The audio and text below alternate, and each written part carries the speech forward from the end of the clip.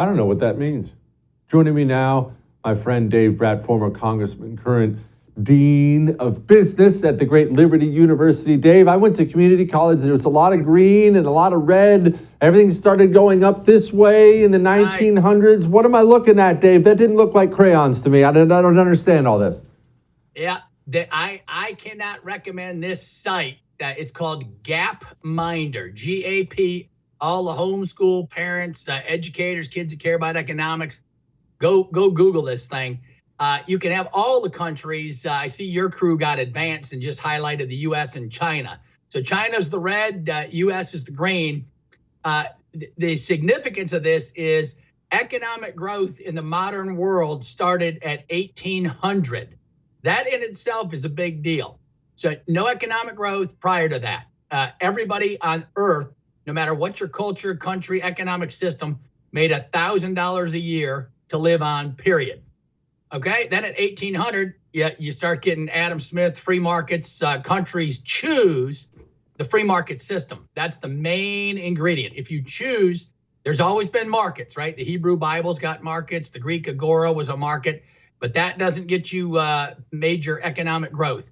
You have to choose to use the free market system. So you see right there again, over there, 1930, right? The U.S. is moving. We're getting richer. The further to the right you go, the richer you are. So we end up, at $60,000 per capita. But the story on this thing, and keep your eye on the ball, and the only ball to watch, even if all the other 200 countries are on here, is that red ball right there, China. The higher you get is your life expectancy, which just comes straight off of economic growth. If you grow economically, you live longer. And you get all the other benefits. You get human rights and calorie intake and years of education and all that. And so the point of this is, if anybody thinks the Russia-Ukraine war is a major piece of policy you ought to be paying attention to, this video shows you very clearly Russia's nowhere near the China piece. And then if you add, I'll just go real quick, a couple other little variables. One is the percentage of industrialization. You'll see that China is cleaning our clocks on that. You can fiddle with that over on the vertical axis and change it from population or age expectancy for life expectancy. You can change it to percentage of industrialization. You'll see the U.S. has gone down lately. All of Europe has crashed, and China, of course, is going up. Same thing with percent of capital investment, which is the number one driver of economic growth. And you'll see China way up, doing the right thing. The U.S.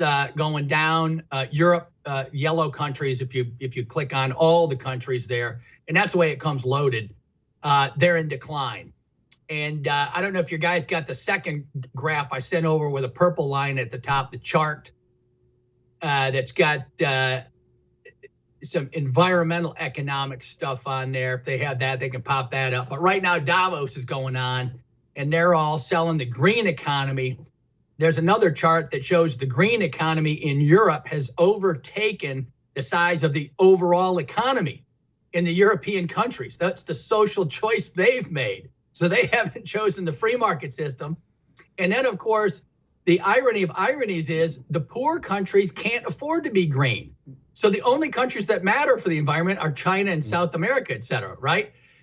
If you give them a choice between subsistence food, right, like feeding your kids so they don't die, so they have basic nutrition, or being green, let me tell you what button they're going to push when they vote. And so all the Davos folks are over there, and it takes about an 8th grade education to figure this stuff out, right? On the environment, if you don't get China to cooperate, which they won't because they need to survive, that ain't going to happen. So that it just almost proves the Davos green piece is a ruse for them to gain huge wealth.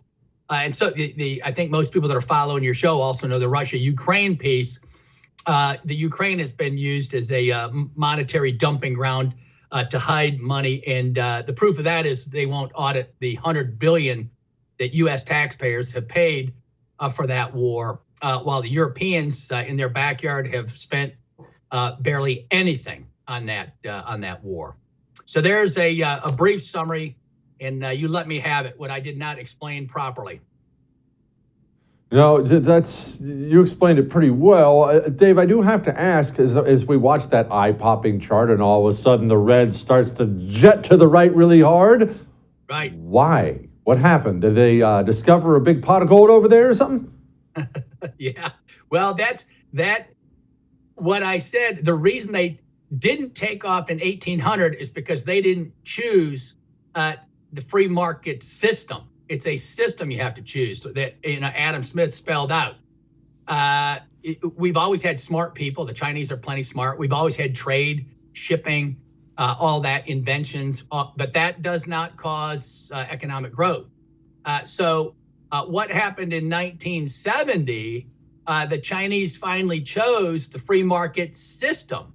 Some market reforms, they allowed it. The Russians opened up politically. The Chinese were wiser communists. They chose to open up economically the markets and stayed totalitarian on the political front. Well, that worked. That'll work in the short run, as Japan taught us as well. Eventually, they run out of steam. And at the reason it's going to end is Xi Jinping, about 2 months ago now, they had the 20th CCP meetings.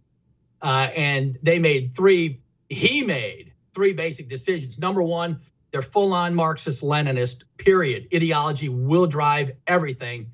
Two, no more market reforms. There's your big hint as to what's going to happen to China in the next decade. And then three, they've moved to a war footing. They got rid of all Chinese lingo, which was good, right? There's some Buddhist wisdom that used to be in their platform and some Confucian lingo about peace and harmony and reason and living together. They got rid of all that and moved toward a war footing language of tension. We will be at tension with the world and get ready for struggle sessions.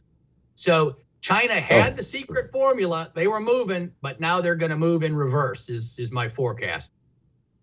Why? Why go in reverse? It's working. Yeah. The chart is going to the right. Why are you going in reverse?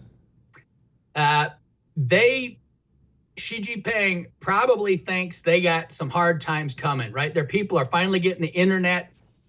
They can see what's going on. The COVID crisis, he knew he had to lock everybody down. You're seeing mini revolutions across China now. There's a Christian underground church that's emerging. Everyone has cell phones. They can talk to each other. And the U.S. is already starting to move against China. You can see he knew it was coming. Even Biden went harder on China than Trump did. And so we're starting to make some moves. So he's going to try to go internal and develop his own self-sufficient, consumer-driven, demand-driven economy. In the past, it's been all supply side, which really worked quite well for them. Supply side business investment, and then trade, and stealing all of our ideas and patents, and everybody knows that stuff. And so I think he knows that game is probably coming to an end. So he's got to get self-sufficient in energy. That's why he's buddying up with Russia right now. And so that's a short, sweet answer, I hope. Gosh. Tough times coming. Dave Brat, you're the best, man. I appreciate you.